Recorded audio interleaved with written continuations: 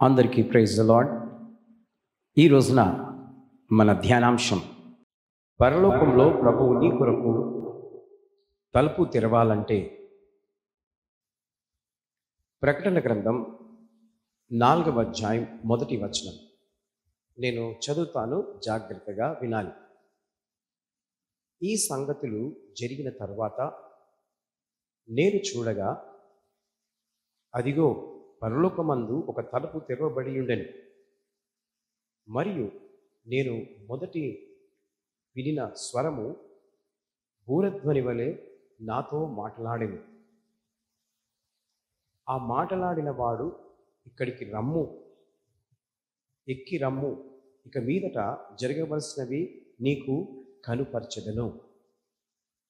ప్రియమైనటువంటి దేవుని బిడ్డారా, దేవుడు ఈ మాట మాట్లాడుతున్నాడు. ఏమంటున్నాడంటే, పరలోకము నీ కొరకు ఎదురు చూస్తూ అనగా ఒక తలుపు తెరవబడి ఉన్నది అని వాక్యంలో చూస్తూ ఉన్నాం. ఆ తలుపు ఎక్కడ తెరవబడి ఉన్నది అని మనం ఆలోచిస్తే, వాక్యమే ఈ విధంగా అంటూ ఉంది. ఏమంటుందంటే, అది పరలోకపు తలుపు. అనగా ఒక తలుపు ఉంటుంది, 10 తలుపులు ఉంటాయి.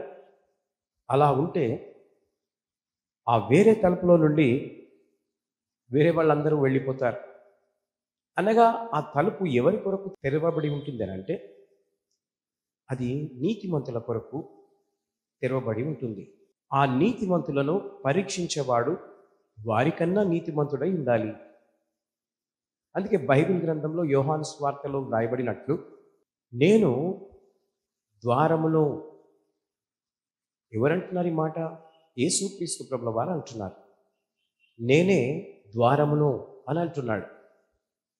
ఆ ద్వారం గుండా వెళ్తేనే తప్ప ఆ యొక్క మహా పరిశుద్ధ స్థలములోనికి, ఆ పరలోకంలోనికి వెళ్ళగలుగుతాం.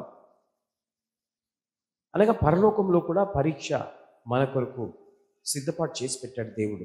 ఎవరు పడితే వారు వెళ్ళలేరు. కనుక ఈ రోజున దేవుడు తనను నమ్మిన వారి విషయమై మాట్లాడుతూ ఈ మాటలు చెప్తూ ఉన్నాడు.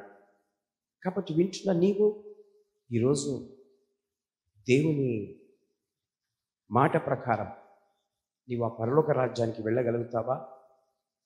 తలుపు అయితే నీ కొరకు తెరవబడి ఉన్నది. అందులో ప్రవేశించే వారు ఎవరంటే, ఆయన రక్తంలో కడగబడి వారి వారి వస్త్రాలను తెలుపు చేసుకున్నవారు, తెల్లని వస్త్రములు ధరించుకొని ఆ యేసుక్రీస్తు ప్రభుల వారి సింహాసనము చుట్టూ స్తుతిస్తూ ఆరాధిస్తూ ఆయనను మహిమపరుస్తూ ఉంటారు. ఈరోజు మీ నేత్రములు తెరవబడాలని దేవుడు ఈ మాటలను మాట్లాడుతున్నాడు. అదే ఎఫెసీయులకు రాసిన పత్రిక 1వ అధ్యాయం 17వ వచనంలో ఒక మాటను మనం అక్కడ చూస్తాం. ఏంటంటే, మనోనేత్రములు తెరవబడాలి.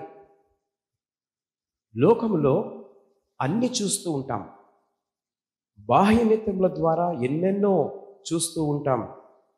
నీ మనోనేత్రములు తెరవబడాలని ఆదాముతో దేవుడు అన్నాడు. అనగా దేవునికి స్తోత్రం, దేవుని బిడ్డరా. అనగా ఆదాము అవ్వలు ఏదైనా తోటలో ఉన్నప్పుడు దేవుడు ఆదామవ్వలతో మాట్లాడేవాడు. వారి ఇరువురికి చెప్పిన మాట ఏంటంటే, మీరు అన్ని పళ్ళు తినొచ్చు, కానీ ఆ మధ్యలో ఉన్న చెట్టు పండ్లను మాత్రము తినకండి అని దేవుడు చెప్పినప్పుడు ఆ మాటను అవ్వ నిర్లక్ష్యం చేస్తుంది. అనగా తన మనోనేత్రములు, తన నేత్రములతో తను చూస్తుంది గనక ఆశపడింది. మనోనేత్రములను దేవుడిస్తాడు.